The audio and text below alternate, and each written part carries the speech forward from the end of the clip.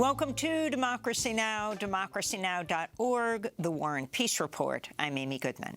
In Ukraine, at least 44 people were killed and dozens remain missing after a missile attack tore through a high-rise apartment building in the city of Dnipro on Saturday. It was one of the deadliest single assaults of the war since Russia invaded nearly 11 months ago. Officials in Kyiv blamed Russian long-range missiles for the destruction. United Nations Secretary General Antonio Guterres strongly condemned the attack, calling it another example of a suspected violation of the laws of war. A Kremlin spokesperson denied Russia was responsible, suggesting the blast may have been caused by a Ukrainian air defense missile that went astray.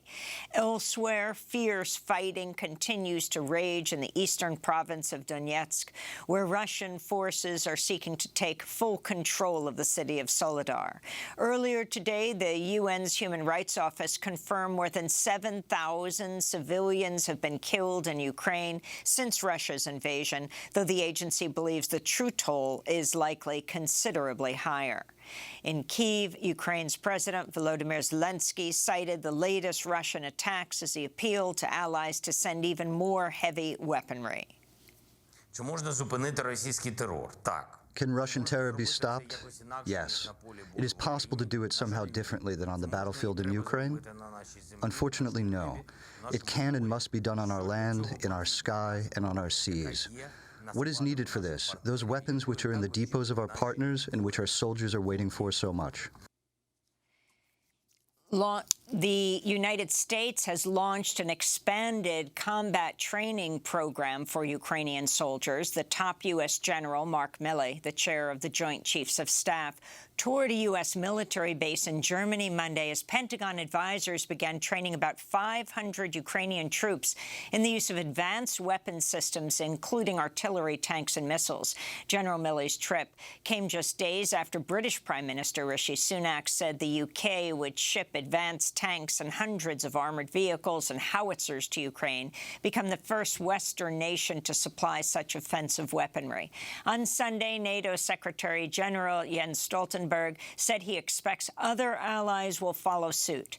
Meanwhile, German Defense Minister Christine Lambrecht has resigned amidst mounting criticism from some NATO members over the pace of Germany's aid to Ukraine.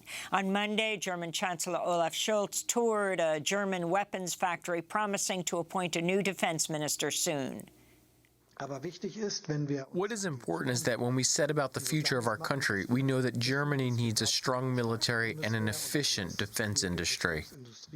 Last year, the German chancellor pledged to spend over $100 billion to expand Germany's military. In Afghanistan, armed men shot and killed former member of parliament Mirsal Nabizada on Sunday in an assault on her home in Kabul. One of Nabizada's bodyguards was also killed in the attack, which also left her brother and another guard injured. Nabizada was elected in 2019 to represent Kabul and remained in office until the Taliban takeover in August of 2021.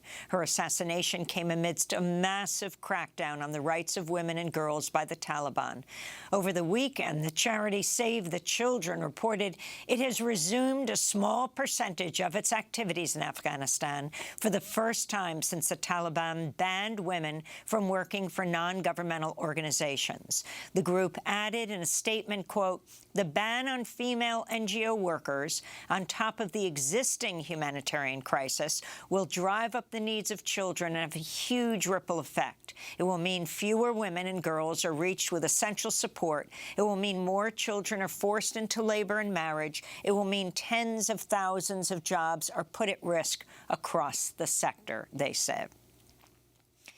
Burkina Faso's government says armed men abducted more than 50 women in two separate incidents late last week in the town of Arbinda. The women were kidnapped as they foraged for leaves and wild fruit due to widespread food shortages in Burkina Faso's northern Sahel region, which is under blockade by insurgents affiliated with al-Qaeda and ISIS. The conflict has killed tens of thousands of people and displaced about 2 million people across Burkina Faso since 2015.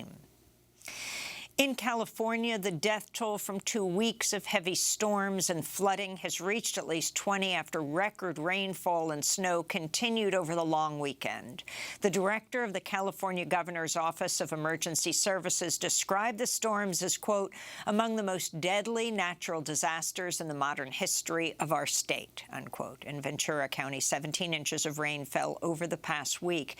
Helicopters were needed to evacuate some residents in the county after flooding and landslides cut off access to their homes. Nearly 2 inches of rain fell on downtown Los Angeles Saturday, setting a new record. Parts of the Sierra Mountains received over 4 feet of snow.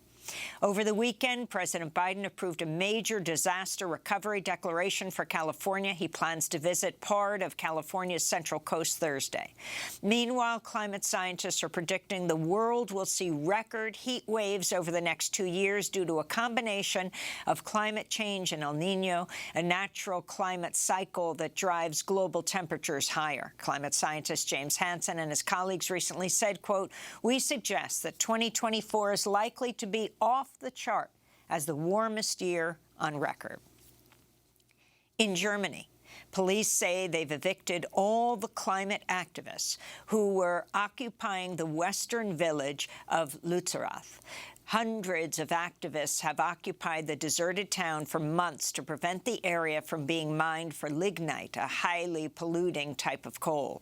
Over the weekend, police used tear gas, water cannons, and batons to clear the encampment. Medics say at least 20 climate protesters were injured. Swedish climate activist Greta Thunberg joined the protests over the weekend. Video posted online show police pushed her and others from the site. The fact that all of you are here is a sign of hope. This is only a part of a much larger global climate movement, a movement for climate and social justice and racial justice. Lützerath, what happens in Lützerath doesn't stay in Lützerath. Germany, as one of the biggest polluters in the world, has an enormous responsibility. You are showing clearly today that the changes will not come from the people in power, from governments, from corporations, from the so-called leaders.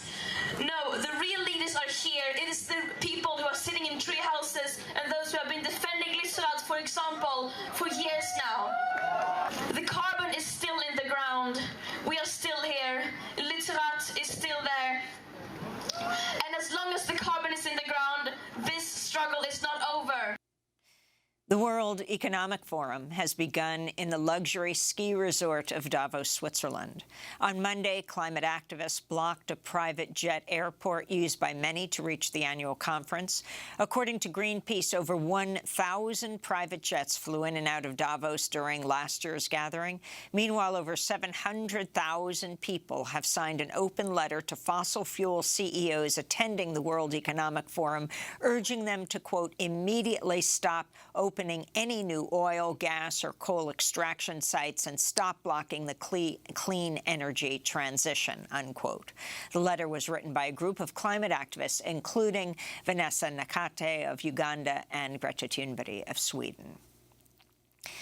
In Nepal, an investigation is underway into the cause of the Yeti Airlines crash Sunday that appears to have killed all 72 people on board.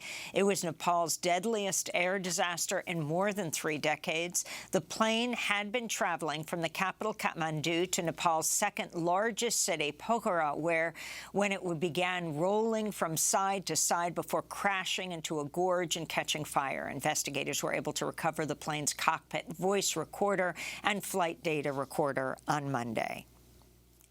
In the occupied West Bank, Israeli troops shot and killed a 14-year-old Palestinian boy Monday as they carried out a raid in the Dheisheh refugee camp near Bethlehem. Omar Khomur was a student in the 9th grade at a United Nations Refugee Agency school. He was the 14th Palestinian killed by Israeli troops so far this year, and the 4th Palestinian child killed since the new year. His death came less than 2 days after an estimated 80,000 Israelis rallied in Tel Aviv to protest plans by Israel's new far-right government to overhaul the judicial system. Similar protests were held in Jerusalem and Haifa. A plan led by Benjamin Netanyahu would sharply limit judicial powers by allowing a simple majority of lawmakers to invalidate Supreme Court decisions. In Britain, the government of Conservative UK Prime Minister Rishi Sunak has vetoed a bill passed by Scotland's Parliament that would have made it easier for people to change their legal gender. The legislation was approved by Scottish lawmakers last month. It would make it simpler and faster for transgender people to obtain legal documents establishing their gender, would end the need for a medical diagnosis of gender dysphoria, and would extend those rights to teenagers as young as 16. It's the first time since the Scottish Parliament was established in 1999 that the UK government has used its veto power to block a Scottish law from taking effect. On Monday, Scotland's First Minister, Nicola Sturgeon, condemned the veto as a full frontal attack on Scottish Parliament. In my view, it will be quite simply a political decision, and I think it will be using trans people, already one of the most vulnerable, stigmatised groups in our society, as a political weapon, and I think that will be unconscionable and indefensible and really quite disgraceful. In New Mexico, a Republican candidate who lost his bid for a seat in the New Mexico State House in November has been arrested for orchestrating shootings at the homes of 4 Democratic officials. According to the Albuquerque Police Department, Solomon Pena paid 4 men in cash to shoot at the homes of 2 county commissioners and 2 state legislators. He was arrested by a SWAT team Monday. Albuquerque Mayor Tim Keller described Pena as a right-wing radical election denier. Pena refused to concede his election loss in November when he lost in a landslide. He also was a vocal supporter of Donald Trump. The New York Times is revealing some Republican insiders knew over a year ago that then Republican congressional candidate, now Congressman George Santos, had made up much of his resume, including his educational background, employment history, and religion. Santos's lies were exposed when his campaign did a routine background report on him, but the findings were not made public. During his run, Santos would go on to pick up key endorsements, including Kevin McCarthy, now the House Speaker. On Monday, New York Republican Congressmember Nick LaLota called on the Department of Justice and the Federal Elections Commission to freeze any money left in Santos's campaign account due to fraudulent activity. It recently came to light one of Santos's aides impersonated Kevin McCarthy's chief of staff in fundraising efforts. On Monday, McCarthy admitted he, quote, always had a few questions about Santos, but McCarthy has so far refused to back calls for Santos to resign. New York Mayor Eric Adams traveled to the border city of El Paso, Texas, Sunday and said New York City has no more room to house additional asylum seekers. There's a conversation among those who are asylum seekers and migrants who are given the false impression that if you come to New York City, everything is fine. In New York, you go there, you're going to be living in congregate settings, that there is no more room in New York. The New York mayor used his trip to El Paso to urge the Biden administration to provide more help to New York, which has accepted 40,000 asylum seekers over the past year, including 800 in a single day last week. Eric Adams' trip was criticized by New York City Comptroller Brent Lander, who said the mayor's trip, quote, risks reinforcing a harmful narrative that new immigrants themselves are a problem. Oklahoma's carried out the first of what prison officials say will be 11 executions this year. Scott Eisenberg was pronounced dead at 10:15 a.m. local time last Thursday after authorities at the Oklahoma State Penitentiary strapped him to a gurney and injected him with a lethal cocktail of 3 drugs.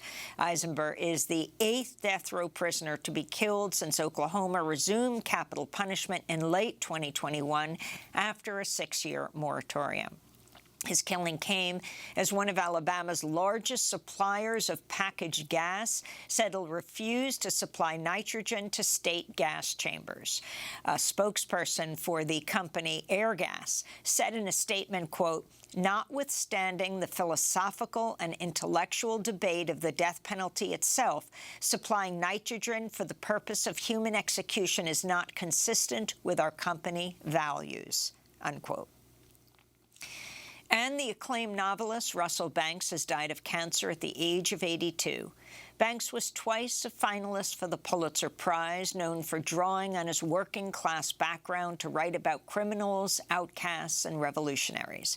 His books Rule of the Bone and The Sweet Hereafter and Affliction were adapted into feature films. His 1998 historical novel Cloud Splitter focuses on the revolutionary abolitionist John Brown. Russell Banks spoke to Democracy Now! In 2011 about John Brown's life and legacy. Brown sort of stood at that crossroads of religion and violence in the American imagination, and righteous wrath, if you will, or principled violence. And he was our homegrown terrorist, but he was a terrorist for a cause that certainly today we're universally in support of, which is the ending of slavery. And so his story is still a very complicated one for most Americans. To see our full interview with Russell Banks in 2011, go to democracynow.org. And those are some of the headlines. This is Democracy Now!, democracynow.org, The War and Peace Report.